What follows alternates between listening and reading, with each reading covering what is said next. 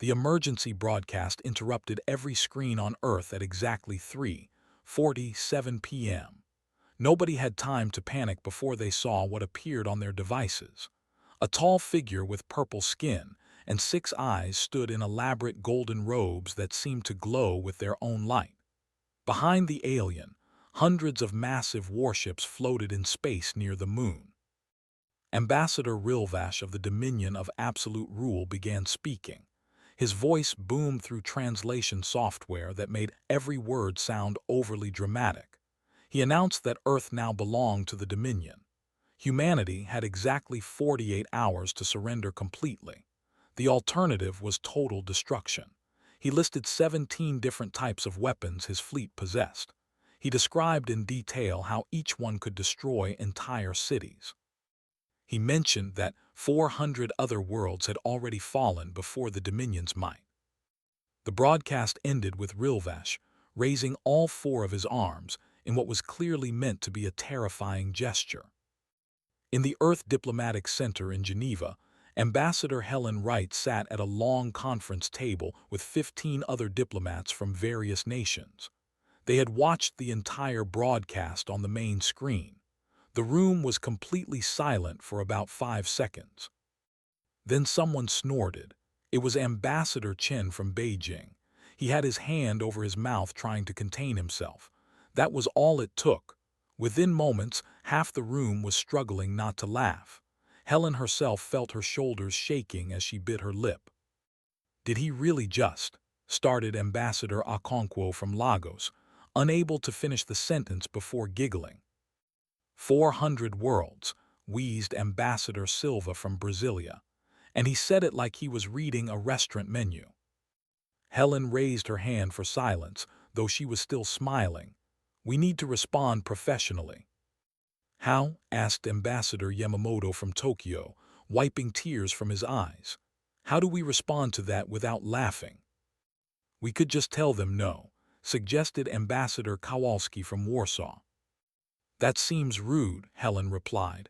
They did come all this way. Ambassador Park from Seoul pulled up his tablet and started typing. It's already on social media. Someone captured the broadcast and posted it.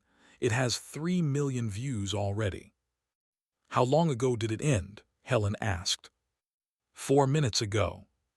Helen sighed and opened her own tablet. Sure enough, the video was everywhere. The comments section was exactly what she expected. Someone had already made a remix of Rilvash's speech set to circus music. Another person had created a side-by-side comparison with a cartoon villain. A third had photoshopped the Dominion ships with clown noses. This is going to be difficult, Helen said. Should we send a formal response? Ambassador Dubois from Paris asked, finally getting his laughter under control. We have to, Helen replied. But we need to be respectful. They clearly don't understand how this looks to us. She drafted a response on her tablet while the others watched. It was diplomatic and polite. It thanked the Dominion for their message. It explained that Earth was not interested in surrendering. It invited them to formal negotiations as equals. It suggested they meet in person to discuss mutual understanding. Helen read it aloud to the group. They approved it with only minor changes. She transmitted it directly to the Dominion flagship. The response came back in less than an hour. Rilvash appeared on screen again, this time looking even more theatrical. He interpreted Earth's polite refusal as a negotiating tactic. He reduced his demands slightly. Now humanity only had to surrender 70% of their world instead of all of it. He seemed to think this was incredibly generous. The diplomats watched in stunned silence. He thinks he's negotiating, Ambassador Chen said quietly. He genuinely believes we're afraid, Helen realized. He thinks our politeness is terror. What do we do? Someone asked. Helen thought for a moment. We accept his invitation to talk, face to face. Let him send representatives to Earth. Why? Ambassador Okonkwo asked. Because maybe if they actually meet us, they'll realize we're serious about not being interested in their empire. The message went out. The Dominion accepted immediately. They would send their finest warrior diplomats to demonstrate their superiority and finalize the surrender terms. The meeting was scheduled for 3 days later in Geneva. Meanwhile, the internet had completely taken over the situation. The Dominion's ultimatum had become the biggest meme in human history. Artists drew comics, musicians wrote songs, comedians performed entire routines. Someone created a video game where you had to escape increasingly dramatic Dominion threats. Owen Park, a junior diplomat who specialized in first-contact situations, spent those 3 days trying to understand Dominion culture. He reached out through official channels to their cultural liaison officer, a slender alien with blue skin named Shivara. Their first video call was awkward. Shivara seemed nervous and overly formal. Owen tried to be friendly and casual. They talked past each other for 20 minutes before Owen realized Shivara thought she was conducting espionage. She was trying to gather intelligence by pretending to be helpful. "I'm actually just trying to learn about your culture," Owen explained, "so we don't accidentally offend you when we meet." Shivara looked confused. "You wish to understand us better before your defeat." "We're not planning to be defeated," Owen said gently. "We just want to talk. But our fleet is superior. Sure, you have a lot of ships, that's impressive, but we still don't want to surrender." Shivara seemed to struggle with this concept. "You are not afraid?" "Not really, no." "Why not?"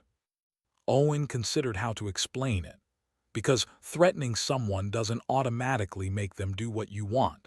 It just makes you look aggressive. Aggression demonstrates power. Maybe where you're from, here it just seems unnecessary." The conversation continued for another hour.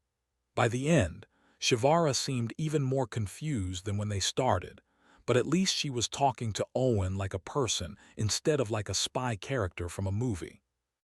The 3 days passed quickly. Earth prepared for the Dominion delegation not with military readiness but with diplomatic courtesy. They arranged comfortable quarters. They prepared food that should be compatible with Dominion biology. They set up translation equipment. And across the entire planet, billions of humans waited to see what would happen next, still sharing memes and jokes about their would-be conquerors. 3 Dominion transport ships landed in a designated area outside Geneva. The ships themselves looked like mobile palaces, covered in decorative metal panels and glowing symbols. When the boarding ramps extended, 12 Dominion warriors emerged in full ceremonial armor. Warrior Prince Talmarek led the group. He stood nearly 3 meters tall with 4 muscular arms and skin that shimmered bronze in the sunlight. His armor was covered in engravings that supposedly told the story of every battle his family had ever won. It must have weighed over 200 kilograms. The warriors formed precise lines and began performing what was clearly a traditional war dance. They stomped their feet in patterns that shook the ground. They made synchronized movements with their weapons. They chanted in their native language, which the translators rendered as threats and boasts about their combat prowess. The entire performance took 45 minutes. The Human Greeting Committee watched politely. Helen Wright stood at the front with several other diplomats. Behind them, a crowd of journalists and citizens had gathered to watch. Security personnel kept everyone at a safe distance, though the humans seemed more curious than concerned. When the war dance finally ended, Talmarek stepped forward and began a formal speech about the Dominion's military might and humanity's upcoming defeat. He spoke for 20 minutes without pausing. Helen waited until he finished, then stepped forward with a warm smile. "Welcome to Earth. We're pleased to meet you in person.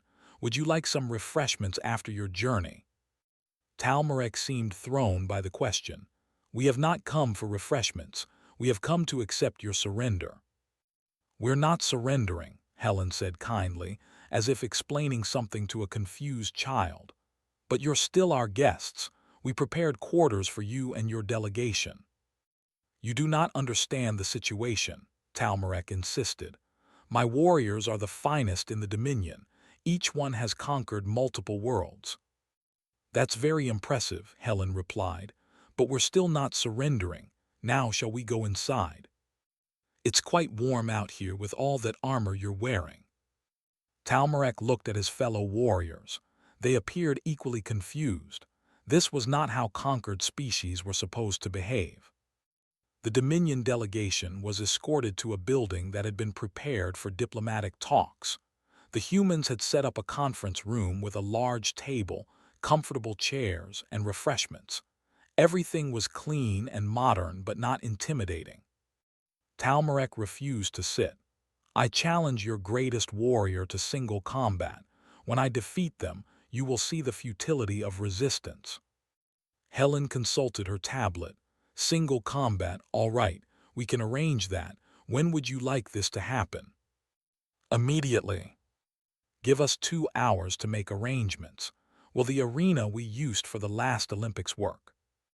Talmarek agreed, clearly expecting this to be the demonstration of power that would break human resolve. Helen made several calls. The first was to Rita Hayes, who was teaching a self-defense class to senior citizens at a community center. Rita was 68 years old and had been a boxing champion 40 years ago. These days, she mostly taught people how to stay active and safe. "Rita, I have a strange request," Helen said over the phone. "How strange?" "An alien prince wants to fight our greatest warrior. Are you interested?" Rita laughed. "Is this the same aliens who did that silly war dance on TV?" "The same ones." "Sure, I'll come, but I'm not wearing any of that fancy armor nonsense. I'll fight in my gym clothes." 2 hours later, the Geneva Olympic Arena was filled with curious humans. News that an alien warrior wanted to fight someone had spread quickly. People treated it like a sporting event, bringing snacks and drinks. Talmarek entered the arena in his full ceremonial armor, carrying 4 different weapons. The crowd applauded politely, the way they would for any athlete. Then Rita entered from the opposite side. She wore simple black gym pants, a gray t-shirt, and running shoes. She carried nothing except a small towel. She waved to the crowd, and several people who recognized her from the community center cheered loudly. Talmarek stared at her. "You are their greatest warrior." "I'm a retired boxing champion," Rita said, walking up to him with an extended hand. "Nice to meet you." Talmarek ignored the handshake. "You mock me by sending an elder." "I'm not mocking you, honey. I just agreed to spar a bit. We don't have to make it a big serious thing. This is combat for the fate of your world." "If you say so," Rita replied, starting her stretches. "Do you want to warm up first? You don't want to pull a muscle in all that armor." The match began when Talmarek announced he was ready. He charged at Rita with impressive speed despite his armor, swinging with all 4 arms in complex patterns clearly learned through decades of training. Rita sidestepped easily. She had spent 50 years learning to read opponents. Talmarek's technique was beautiful and ceremonial, but it was designed for show, not efficiency. She waited for an opening, then delivered a quick jab to the gap in his armor near his lower left ribs. Talmarek grunted and stumbled. Rita followed up with a sweep of his legs that sent him crashing to the mat with a tremendous clang of metal. The crowd gasped, then applauded. Talmarek tried to get up, but his armor was too heavy and awkward. He rolled around like a turtle on its back. Rita walked over and extended her hand. "Here, let me help you up. That armor's not really designed for ground fighting, is it?" She hauled him to his feet with surprising strength. "You know," she said conversationally, "your footwork needs improvement. You're leading too much with your upper body. Want me to show you?" Talmarek was completely speechless. He had just been defeated in under 4 minutes by a grandmother who was now offering him training advice. Rita spent the next 20 minutes teaching Talmarek basic defensive stances, while the crowd watched in amused fascination. Other Dominion warriors had joined them in the arena, and Rita was treating the whole thing like one of her regular classes. "Your fighting style is very pretty," she told them, "but it's not practical. Too much ceremony, not enough efficiency." By the end, Talmarek was actually taking notes on his data device. Admiral Krisha paced on the bridge of the Dominion flagship. The reports from the surface made no sense. Their finest warrior had been defeated by an elderly human female, who then offered to teach him better combat techniques. Worse, Talmarek had accepted and was now attending what the humans called a self-defense class every morning. "This is clearly advanced psychological warfare," Krisha announced to her command staff. "They deliberately sent a weaker opponent to make us underestimate them." "Admiral," her tactical officer said carefully, "the human fighter was genuinely elderly by their species standards. Medical scans confirm she is in the final third of her natural lifespan." "Impossible. No species sends their elders to fight." "The humans seem to do many impossible things." Krisha decided a new approach was needed. "We will demonstrate our military superiority directly. Prepare the fleet for a formation display. I want every ship in perfect alignment. We will show them what true power looks like." The next day, all 300 Dominion warships arranged themselves in elaborate patterns above Earth. They performed complex maneuvers that had taken years to perfect. They fired their weapons at distant asteroids, completely destroying them. They broadcast detailed information about their tactical capabilities and firepower. It was the most impressive military display the Dominion had ever performed. On Earth, people watched with mild interest. The light show was pretty. Some folks took pictures. Others went back to their normal activities after a few minutes. At Solar Station 3, an orbital construction platform, electrician Pete Collins was trying to finish repairs on a communications array. He had been working for 6 hours and was almost done. The problem was that the Dominion fleet had parked directly in his work zone, and their ships were interfering with his equipment. Pete floated in his maintenance shuttle, drinking coffee from a sealed container and getting increasingly annoyed. He had 3 more stations to visit after this one, and the alien ships were throwing off his entire schedule. Finally, he opened a communication channel. "Hey, can you folks move your ships? You're in a designated work area." On the flagship bridge, alarms started blaring. A human vessel was approaching the fleet. Krisha immediately went to high alert. "Battle stations, prepare defensive formations."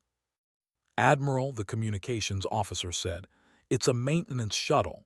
The human is asking us to relocate." "A maintenance shuttle? How many weapons does it carry?" "None, Admiral. It's carrying repair equipment."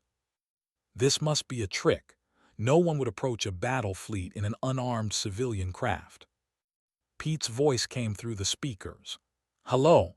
Look, I'm not trying to be rude, but you're blocking Solar Station 3's communication grid.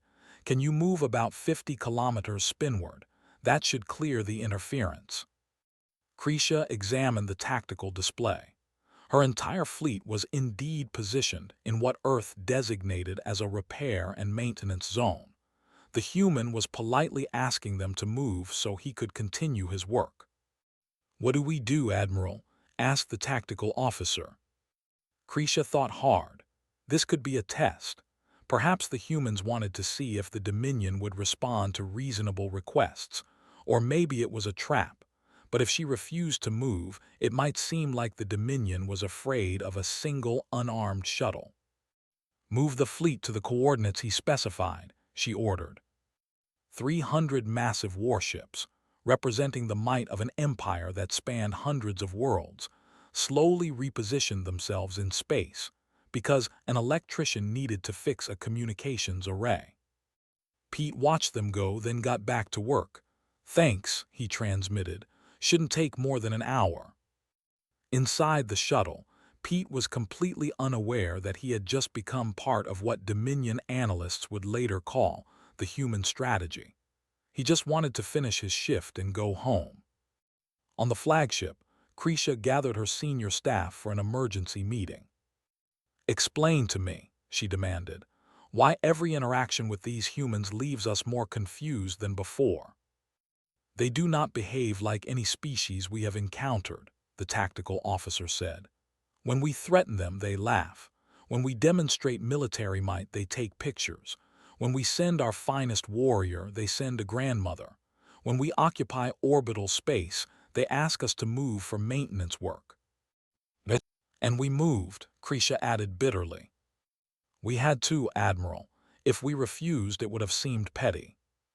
A junior officer named Lureth raised her hand hesitantly. Admiral, permission to speak. Granted. I have been studying human history through their public databases. With respect, I believe we may have misunderstood their capabilities. Explain. Lureth activated a holographic display showing Earth's timeline. In the past 300 years, humanity has survived 3 global wars, multiple pandemic diseases, dramatic climate changes, and several near-extinction events from their own weapons. Their current civilization was built by survivors of catastrophic destruction. Many species have overcome hardships, Krisha said. Yes, Admiral, but humans documented everything. They made entertainment about their disasters. They teach their children about how close they came to extinction. They created weapons capable of destroying their entire planet, used them twice, then voluntarily agreed not to use them again. The bridge crew fell silent. Lureth continued, pulling up more data. Their military technology is deliberately restrained. They could have weapons far more advanced than ours, but they chose to limit development in favor of other priorities. Their space fleet is minimal because they decided exploration was more valuable than conquest. You are saying they are not weak, Krisha said slowly. I am saying they are not impressed by threats because they have already survived worse than anything we could do to them. And they are not interested in our empire because they already chose a different path. Why did our intelligence not discover this?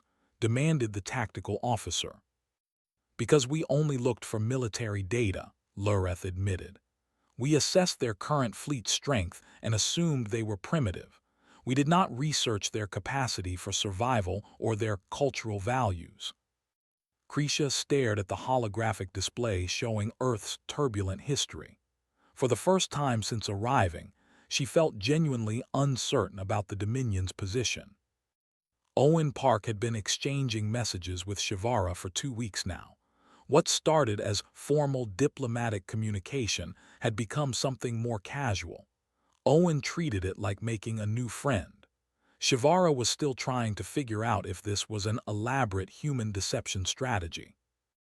Their latest video call happened late in the evening Earth time, early morning for Shivara, aboard the Dominion flagship. I still do not understand your entertainment, Shivara said, watching a compilation of memes about the Dominion that Owen had sent her. Why do you make jokes about a threat? Because you're not really a threat, Owen explained.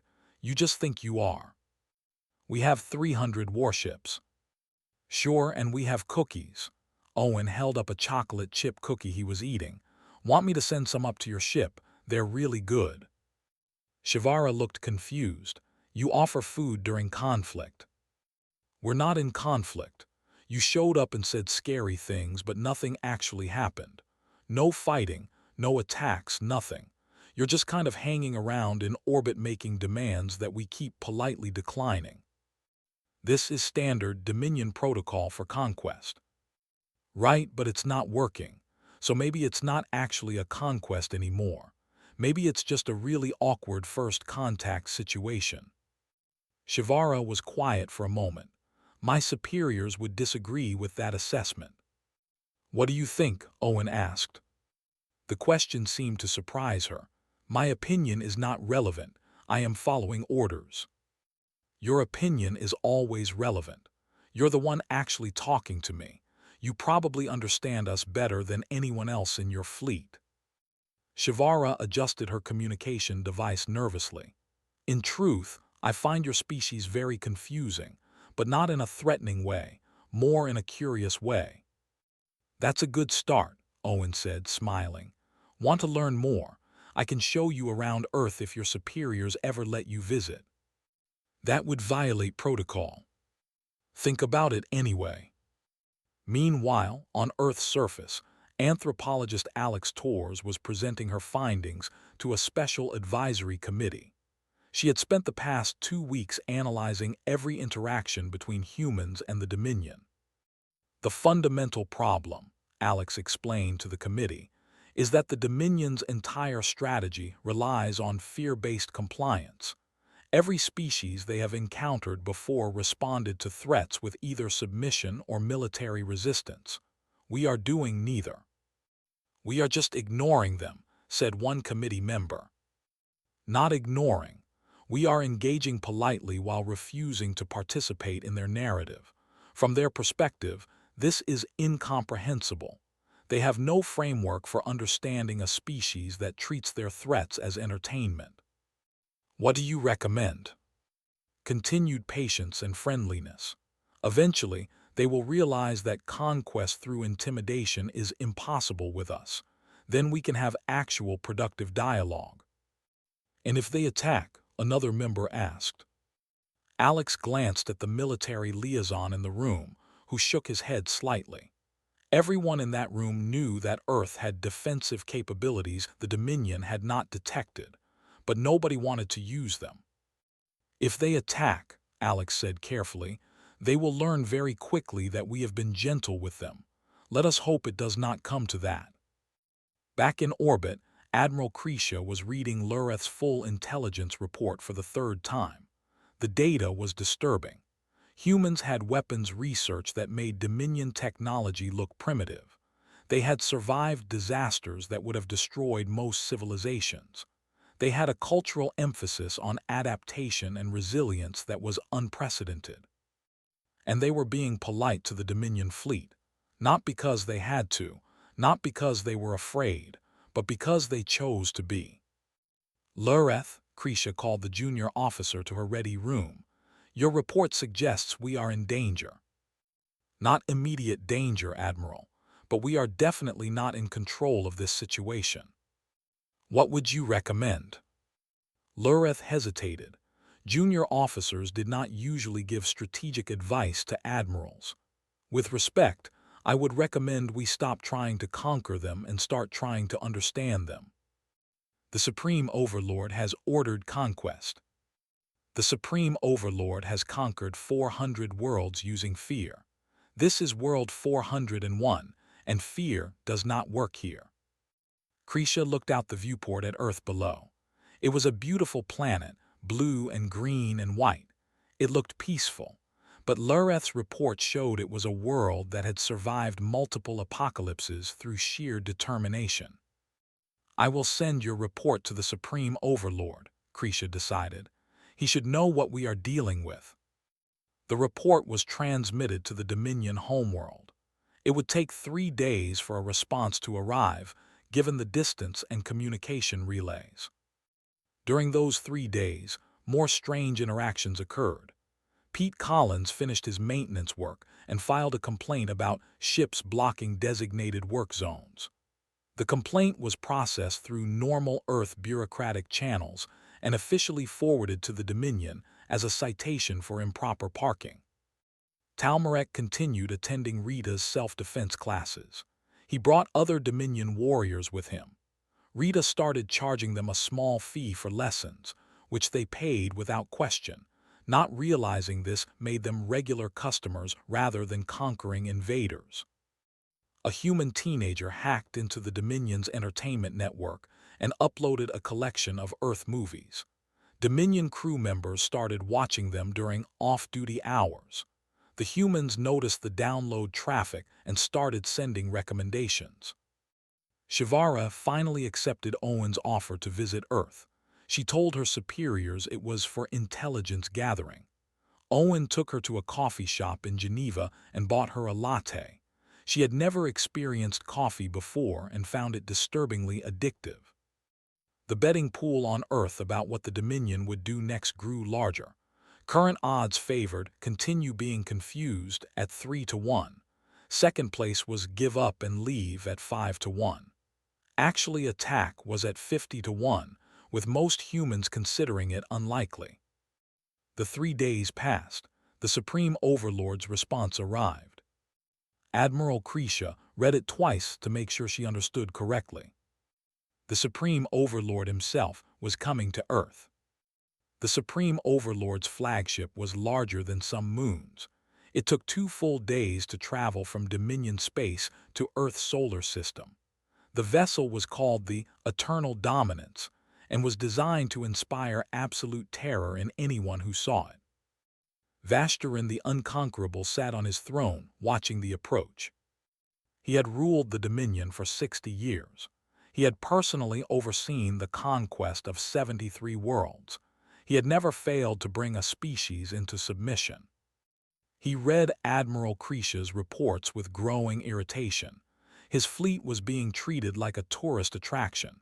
His warriors were taking exercise classes from a grandmother. His diplomats were drinking coffee with human civilians. This was unacceptable. When his flagship arrived, he ordered a display that would dwarf anything the fleet had done before. Every light on the massive vessel activated at once. The ship's engines created a glow visible from Earth's surface. Ceremonial cannons fired blanks in precise patterns. Music blasted across all frequencies. The arrival took 3 hours and consumed enough energy to power a small city for a year. On Earth, people stopped to watch. It was genuinely impressive. News channels covered it. Someone set up a live stream that got millions of views. Everyone agreed it was quite a show. Then Helen Wright received the official notification that the Supreme Overlord wished to meet with Earth's leaders to accept their surrender. Helen consulted with her team. Should we explain again that we are not surrendering? We have explained this many times, Ambassador Chen pointed out. Maybe he will listen, suggested Ambassador Okonkwo. He is their supreme leader. Or maybe he is the most dramatic of all, said Ambassador Silva.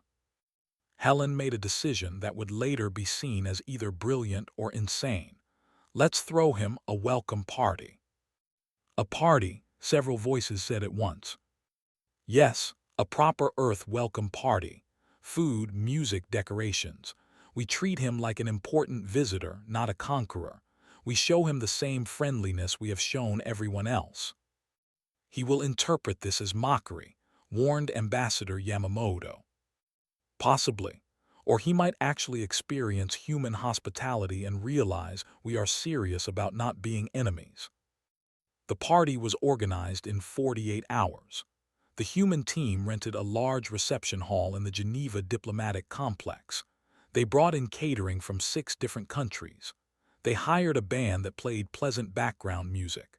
They hung decorations including a large banner that said, "Welcome Supreme Overlord Vashtarin," with small smiley faces drawn around the edges. When Vashtarin's shuttle landed, he emerged in full ceremonial regalia. His armor was ancient and priceless. His crown was made from metals taken from his first conquered world. He wore a cape that took 4 attendants to carry. He looked like he weighed 300 kilograms with all his equipment. He expected to find human leaders trembling in fear. Instead, he found Helen Wright standing next to a buffet table, holding a small plate of appetizers. "Supreme Overlord Vashtarin," Helen said warmly, "welcome to Earth. We are so glad you could make it. Would you like to try some food? We have options from several different human cultures." Vashtarin stared at her. Behind her, he could see a room full of humans and even some of his own Dominion staff mixing casually. Soft music was playing. People were eating and talking. There was not a single sign of fear or military presence. "I have come to accept your surrender," Vashtarin announced in his most commanding voice. "We are not surrendering," Helen replied kindly. "But you are welcome to join the party anyway. Can I get you a drink?" "You do not understand who I am. You are the Supreme Overlord of the Dominion of Absolute Rule. You have conquered 400 worlds. You are clearly very powerful and important. Helen smiled. Would you like sparkling water or juice? Something in Vasteron's carefully constructed reality began to crack. He was wearing ceremonial armor that cost more than some planets. He commanded a fleet that could destroy cities. He ruled an empire of trillions, and this human woman was offering him juice. I will have water, he heard himself say. Helen handed him a glass. Vasteron took it automatically. The glass was small and fragile in his armored hand. He stood there holding it, unsure what to do next. Come in, Helen said. Meet some people. We have some of your Dominion staff here too. I think Shivara is around somewhere. Vasteron found himself walking into the party. His attendants followed, looking as confused as their leader. The humans greeted him politely, introduced themselves, made small talk. They treated him like a visiting dignitary, not a conqueror. A small human child, perhaps 8 years old, approached him. She was holding a cup of fruit punch and staring up at his elaborate crown. Is that real? She asked, pointing at the crown. Yes, Vasteron said. It is the crown of eternal dominion, forged from the conquered world of Kelmer. It is very shiny. Can I try it on? Every adult nearby froze. The child had just asked to wear the most sacred symbol of Dominion authority. Vasteron should have been offended. He should have refused. He should have used this as an example of human disrespect. Instead, he found himself carefully removing the crown and placing it on the child's head. It was far too large and immediately slipped down over her eyes. The child giggled. I cannot see. Vasteron adjusted it, holding it in place while the child pretended to be a supreme overlord. Someone nearby took a photo. That photo would later become the single most shared image in galactic history. Vasteron spent 2 hours at the party. He tasted 7 different types of human food. He had 3 conversations about Earth culture. He watched his own diplomatic staff laughing and talking with humans like they were old friends. He saw Talmarek arrive in gym clothes to meet Rita for their regular exercise session. At the end of the evening, Helen found him standing alone near a window, looking out at the city lights. Are you all right? She asked.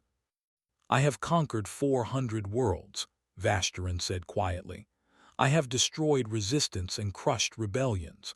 I have built an empire on the foundation of fear and absolute authority. Yes. And you gave me juice and let a child wear my crown. Helen smiled gently. We are not trying to insult you.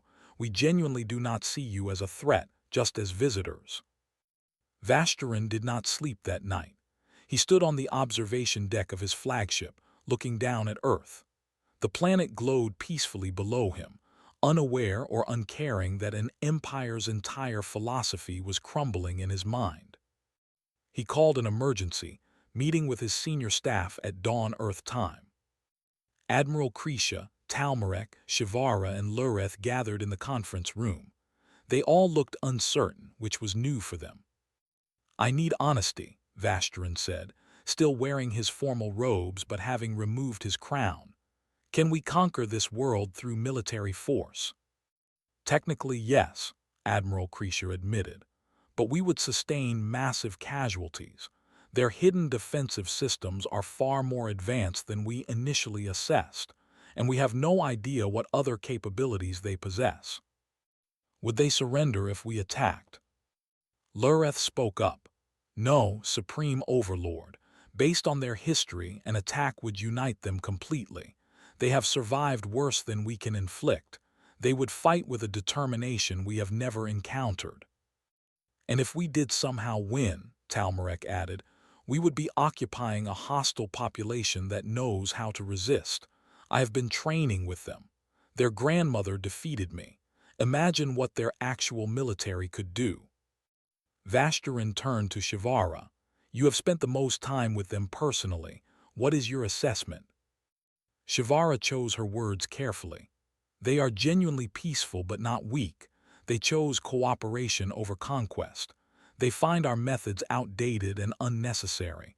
They are not impressed by us, Supreme Overlord, they pity us. Pity? They think we are stuck in old patterns that do not work anymore, like children who never learned better. The words stung because they rang true. Vasterin had felt it at the party. The humans were not afraid. They were patient.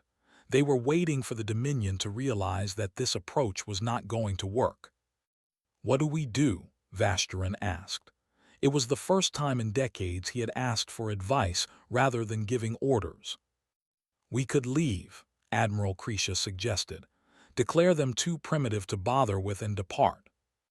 No, Lureth said firmly. That would be dishonest, and they would know it. Then what? Vasterin demanded. We could try treating them as equals, Shivara offered quietly. Owen suggested I visit Earth, not as a spy, as a guest, to learn from them as they could learn from us. The idea seemed radical. The Dominion did not have equals, they had subjects. Except now they had encountered a species that refused to be subjects and could not be forced into submission. Vasterin made a decision that would change the Dominion forever. Prepare a formal communication to Earth. We wish to open diplomatic relations as equal partners. His staff stared at him. You are certain, Supreme Overlord? Admiral Krisha asked. I am exhausted, Vasterin replied honestly. 400 worlds conquered through fear, and now one world that simply refuses to be afraid. Perhaps it is time to try something different. The message was sent to Earth's diplomatic center. Helen Wright read it 3 times to make sure she understood correctly.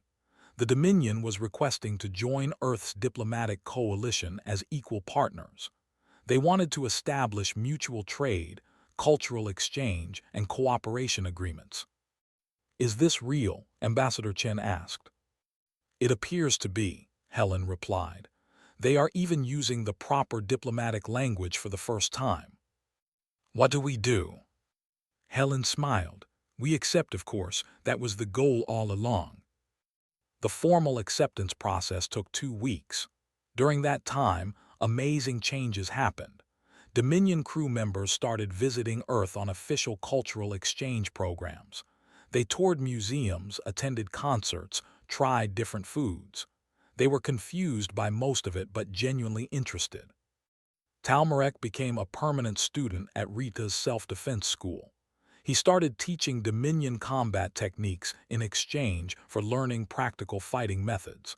The classes became popular with both humans and aliens. Owen and Shivara became official cultural liaisons. They wrote a guide together on human-Dominion interactions. The first chapter was titled, Why Threats Do Not Work on Humans. Pete Collins was given an award for outstanding contribution to interspecies relations by accidentally making an entire fleet move for maintenance work. He still did not understand why that was important. Lureth was promoted to head a new Dominion department studying non-traditional species interactions. Her first assignment was analyzing why the Dominion's standard conquest approach had failed for the first time in centuries. The formal signing ceremony happened in Geneva. Representatives from 50 Earth nations attended. The Dominion sent a delegation of 30 officials, including Vasterin himself. The humans had prepared another party afterward. Vasterin was no longer surprised. During his speech at the signing, Vasterin said something that would be remembered across the galaxy. The Dominion has conquered 400 worlds through fear. Today we learned that friendship is harder to achieve but more valuable to maintain. We thank Earth for teaching us patience. Helen Wright responded, We are glad you decided to talk with us instead of at us. Welcome to the community of equals. After the ceremony, someone asked Helen what Earth's strategy had been. We just treated them like people, she said. We refused to be afraid because there was nothing to fear from someone who could be reasoned with, and we waited for them to realize that violence was unnecessary. What if they had attacked anyway? Helen's smile became slightly less warm. Then they would have learned why we were never actually worried. She did not elaborate, and nobody pushed for details. The Dominion fleet departed Earth orbit 1 month later, but it was not a retreat. It was the start of regular diplomatic visits. Trade agreements were established. Cultural exchange programs were expanded. Dominion students started applying to Earth universities. And across the galaxy, other species who had been conquered by the Dominion started asking questions. If fear did not work on humans, could it be resisted elsewhere? The Dominion's empire, built on centuries of intimidation, began a slow transformation. It started with one species that refused to be conquered. It continued with friendship offered instead of fear given, and it changed everything.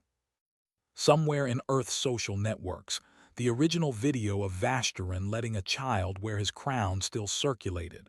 The caption read, "Supreme Overlord discovers humans." It had 10 billion views and counting.